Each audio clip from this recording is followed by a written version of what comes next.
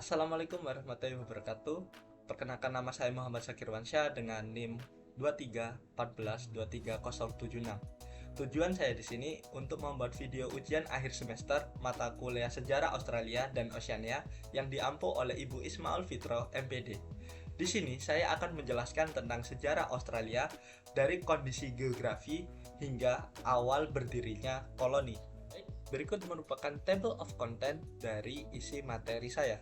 Yang pertama ada penjelasan kondisi geografi, yang kedua ada awal penyebutan nama Australia, yang ketiga ada bangsa aborigin sebagai suku asli, yang keempat pelayaran bangsa barat, dan terakhir ada awal kemunculan koloni Inggris. Masuk pada penjabaran kondisi geografi. Australia merupakan benua terkecil di bagian selatan garis khatulistiwa. Australia memiliki ketimpangan pada kenampakan alam. Di sebelah barat dan di sebelah timur terdapat hutan-hutan. Adapun di sebelah barat dan tengah didominasi oleh gurun, serta di bagian timur adalah bukit. Hal ini menjadikan Australia sebagai benua paling kering. Rata hujan di Australia per tahun adalah 1000 hingga 1500 mm. Hal ini lebih rendah daripada negara tetangganya yaitu Indonesia yang berkisar 2800 mm. Dan suhu per tahunnya berkisar 21 Celcius hingga 27 Celcius di Australia. Nah, bagaimana sih awal mula penyebutan nama Australia? Secara etimologi, kata Australia berasal dari bahasa Latin yang berarti selatan. Hal ini diambil dari kata Terra Australis Cogito yang dipopulerkan oleh Matthew Flinders dari Inggris pada tahun 1804. Sebelumnya, jika ditarik jauh, ada ahli kartografi dari Yunani yang bernama Plancius yang pernah menggambarkan peta bergambar Australia pada tahun 1594. Nah, berikut merupakan peta dari Plancius yang menggambarkan Australia. Lalu, siapa sih bangsa asli dari Australia? Bangsa aborigin merupakan suku asli dari Australia. Suku ini diperkirakan telah lama ada. Aborigin telah ada sejak 40.000 hingga 70.000 tahun yang lalu, yang diyakini datang dari Afrika melalui sisi utara Indonesia dan Asia Tenggara pada zaman glasial. Aborigin masuk ke dalam ras Australoid. Dewasa kini, mereka tersebar di berbagai daerah di Australia seperti Arnhem Land, Sydney, dan Larrakia. Lalu, bagaimana kondisi sosial kebudayaan dari bangsa aborigin? Terdapat berbagai bahasa yang digunakan oleh suku aborigin seperti Arente, Dual, Kriol, dan Bicancara. Mereka masih menganut sistem animisme yang bernama Dreamtime. Jadi mereka percaya nenek moyang mereka sebagai pencipta alam semesta dan mereka pula yang menjaga beserta isinya. Mereka masih hidup berkelompok dan nomaden. Senjata khas dari mereka adalah bumerang. Rumah suku aborigin masih menggunakan bahan dasar dari kayu, begitupun dengan pakaian mereka. Sistem ekonomi masih bergantung pada bertani dan berdagang. Masuk pada pembahasan pelayaran bangsa barat. Bangsa barat yang melakukan pelayaran pertama kali adalah bangsa Spanyol dan Portugis.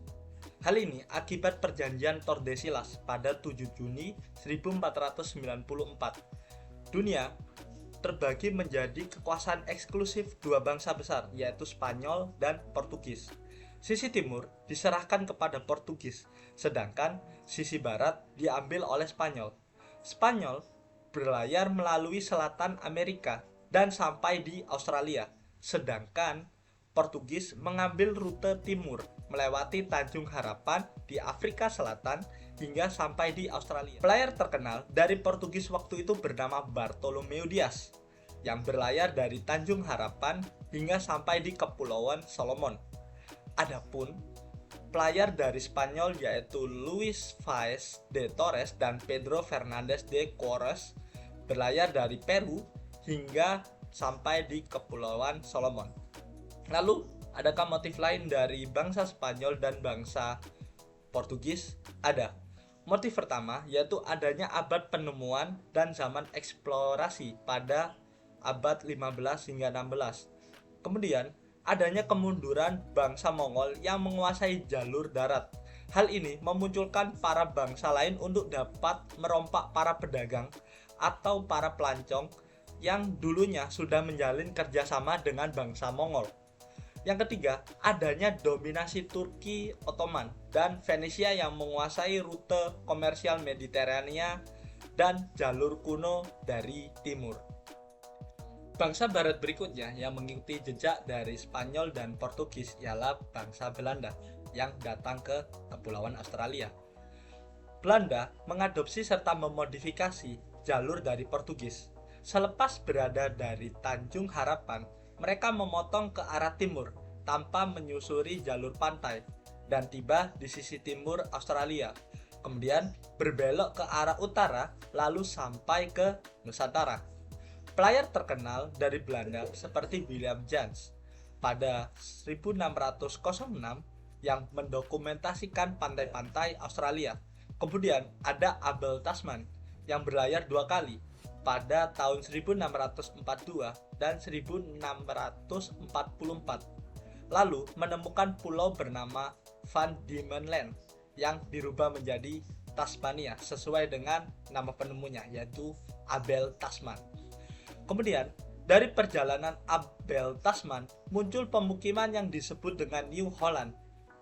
Pada akhirnya Belanda menyimpulkan bahwasanya Australia ini tidak layak huni karena sebagian besar wilayahnya adalah gurun. Adapun motif lain dari pelayaran dari Belanda seperti penutupan Lisabon, kemudian adanya perang kemerdekaan Belanda pada abad 16 terhadap Raja Spanyol. Berikut merupakan peta pelayaran dari Portugis dan Belanda, yang mana dari keduanya memiliki kesamaan. Belanda mengadopsi pelayaran dari Portugis. Bisa dilihat dari petanya, yang berwarna hijau adalah pelayaran dari Portugis, sedangkan yang warna merah ke oranye merupakan rute dari Belanda. Portugis selepas dari Tanjung Harapan menyusuri pantai-pantai dari Afrika, kemudian Asia, dan sampai ke Kepulauan Nusantara lalu tiba di Australia. Sedangkan dari Belanda sendiri, pelautnya atau pelayarnya ini berhasil memodifikasi tanpa harus menyusuri pantai-pantai yang ada di Afrika maupun di Asia. Mereka selepas dari Tanjung Harapan langsung ke arah timur lalu berbelok ke arah utara. Adapun beberapa dari mereka ini berhasil menemukan benua Australia seperti yang tertera pada layar. Peta tersebut memiliki titik-titik. Nah, ini merupakan para pelayar yang tidak ikut ke arah utara.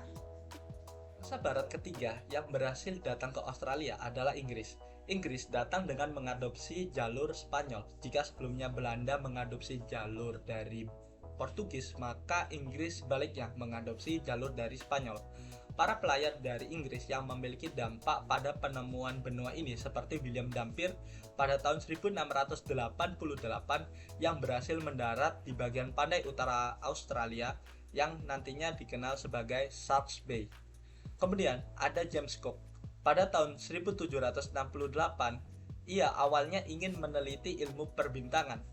Berangkat dari Tahiti, kemudian North Island, Botany Bay, hingga sampai di pantai timur Australia. Kemudian ia menyusuri pantai utara yang nantinya dikenal sebagai Possession Island dan menancapkan bendera Inggris di sana. Setelah itu muncul koloni pertama Inggris di Australia yang bernama New South Wales pada tanggal 23 Agustus 1770. Motif lain dari pelayaran Inggris seperti kemenangan atas Spanyol dan Perancis pada tahun 1763 yang berakibat Inggris ingin melakukan ekspansi koloni dan riset ilmiah. Kemudian menggunakan rute Spanyol yang pada akhirnya menemukan banyak hal baru dan menarik. Nah, berikut merupakan peta pelayaran dari Inggris. Inggris sendiri mengambil sisi barat mengikuti jejak pelayaran dari Spanyol. Mereka berlayar melalui selatan Amerika, kemudian mengarungi Samudra Pasifik hingga sampai ke sisi timur dari Kepulauan Australia. Nah, kemudian mereka menyisiri dari pantai-pantai timur hingga sampai ke pantai utara dari Australia, hingga nantinya menyeberang sampai ke Kepulauan Nusantara. Kemudian di sisi kanan ada peta pembagian dari koloni Inggris yang disebut dengan New South Wales yang dibagi oleh James Cook. Pada pembahasan berikutnya, yaitu awal kemunculan koloni Inggris.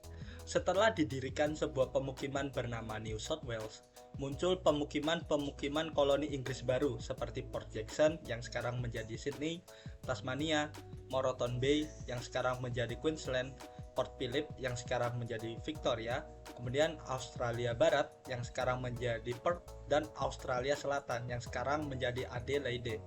Distrik-distrik ini awalnya masih menjadi satu administrasi dengan New South Wales.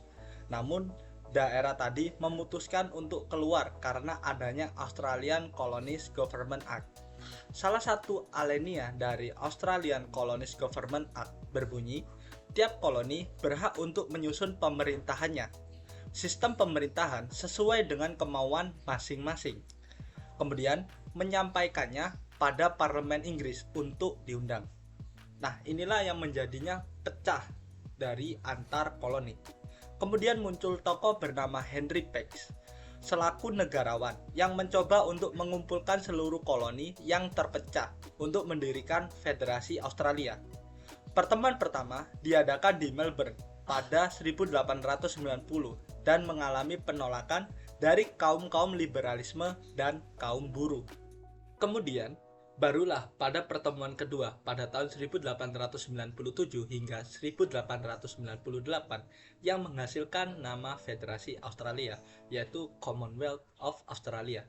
Ratu Victoria sendiri selaku ratu dari Inggris memproklamirkan berdirinya Commonwealth of Australia pada tanggal 17 September 1900. Barulah pada 1 Januari 1901 negara Federasi Australia mulai efektif dalam pemerintahannya.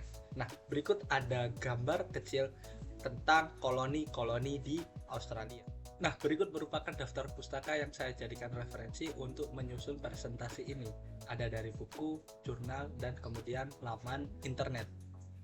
Baik, sampailah kita pada penghujung materi. Apabila ada kesalahan dalam menyampaikan materi, saya mohon maaf sebesar-besarnya. Wassalamualaikum warahmatullahi wabarakatuh. Terima kasih banyak, sampai jumpa di kesempatan berikutnya.